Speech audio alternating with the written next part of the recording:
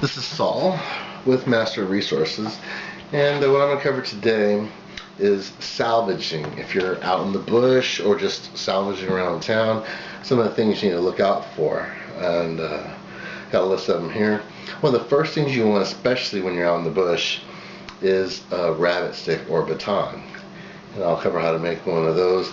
But it's a pretty fairly long one. You want to go to the You want to be able to close your hand like this, stick goes in there and comes all the way up to your armpit, and you want it to be pretty thick. You want to be able to grip it pretty well, and it needs to have a slight curve in it, but you throw it sideways and you hit rabbits with it. You can hit other things with it too. If you're good enough, you can hit even squirrel. And another thing are screaming sticks, and I covered that in a previous video, actually just a minute ago. You want to look for solid material that's pretty dry, but it's not too dry. It needs to be able to withstand some, some damage. And you need tent stakes, basically just wooden stakes if you drive out into the ground, for setting up different types of tarps and things like that. Here, you want to look for a spear. You want to look for a fishing pole. I'll cover how to make a fishing pole later. You want to look for a piece of wood for a crossbow. Making a self crossbow, if you were, it's pretty easy. It's going to take less than 2 hours, except for wrapping the bowstring. The bowstring is probably going to take the longest amount of all of it. But you want a thick piece of wood, solid. You want to be able to knock some metal and bend it when you pound this thing into it. And then you'll carve the crossbow out of that. And I learned how to do that from Steve Davis, Critter, on the Pathfinder School and Wilderness Outfitters. Alright, another thing you want to look for is bamboo. You find any real bamboo, even the fake bamboo, people call fake bamboo, the softer stuff, can be used for many different things. You want to look for a piece of wood that you can use to make a spoon or a fork, some chopsticks, arrows and bolts, crossbow bolts or quarrels. You need fairly straight ones. You can do some straightening later, but if you start out with straight ones, then it's a lot better, and they need to be pretty well seasoned so that they don't warp after you make them. You are always looking for some fat wood. What fat wood is resin impregnated wood. Usually when a tree, like a pine tree, falls over and part of the trunk is sticking up and has a stump, but it's all jagged and whatnot from breaking, you're going to find a lot of resin in that stump.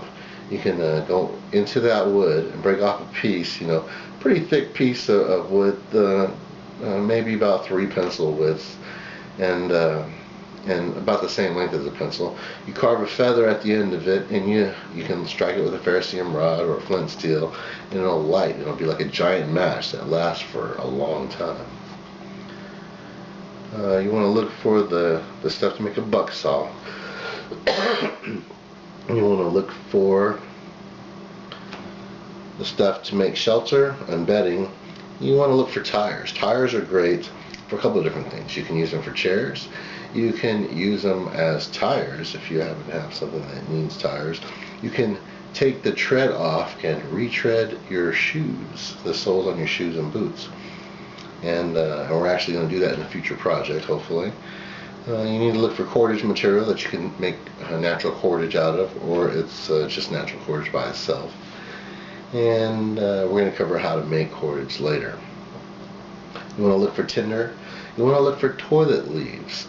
If you run out of toilet paper, which in a survival situation you probably will, then you want to find where the toilet leaves are, and you want to leave them there. You don't want to pick them, because you don't want them to dry out before you need to go. You just need to make a mental note of where they are. You want to look at various types of rocks.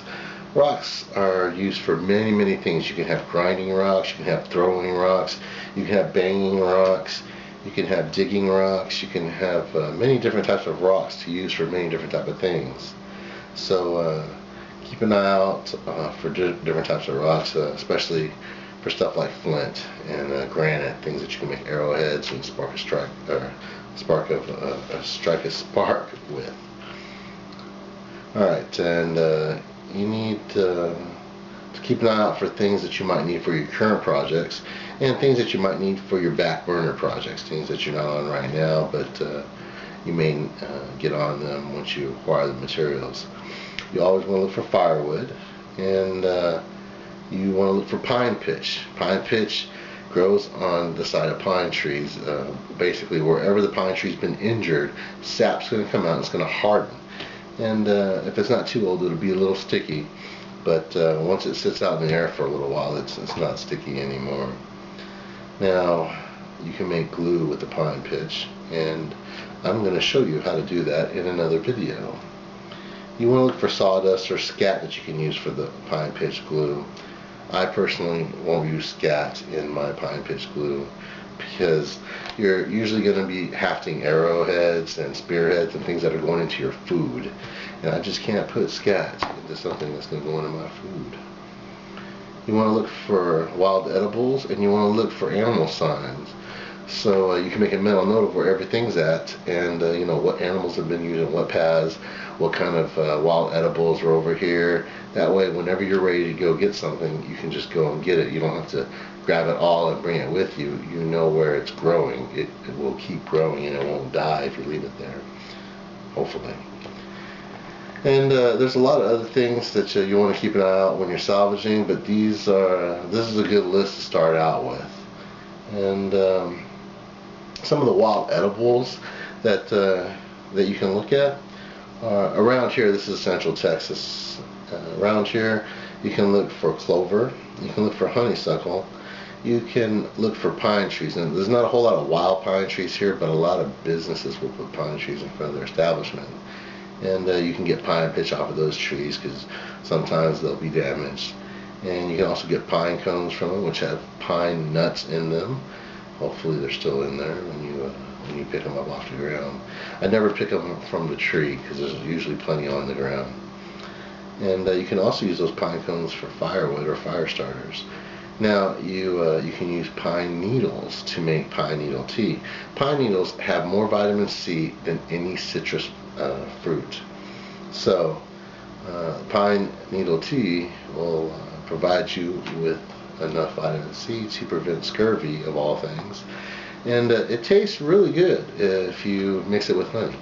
We're going to go get some pine needles probably tomorrow, and I'll cook you up some pine needle tea and show you how that's done. It's pretty simple. Around here you can also pick up pecans. There's lots of pecans, and there's acorns also, but you have to know how to process acorns. You can't just really eat them straight. So humans don't want to eat them straight, trust me. And then there's prickly pear cactus. Now, prickly pear cactus, you can eat the leaves, and you can also eat the prickly pears. The prickly pears are pretty sweet. They taste really good. There's a lot of seeds in them, but you can actually replant the seeds, or you can ground the seeds up and eat that as well. You can make it into like a cactus seed flour, make some cake or something like that, or biscuits or whatever. And that isn't really that hard to do. Now, prickly pear cactus is also a good source of water when you're out there. There's not a lot of natural flowing water in the state of Texas. Most of the water here was brought here or was created through reservoirs. So to find natural water, you're going to have to be very creative. And I'm going to have a series of videos covering water in Central Texas, where it gets sometimes 109 degrees for 3 straight months. Y'all remember that a couple years ago. I remember a worse summer several years before that. Alright, and that covers the salvaging. And thank you for watching my videos. I thank you for your support, and I'll see you in the next video.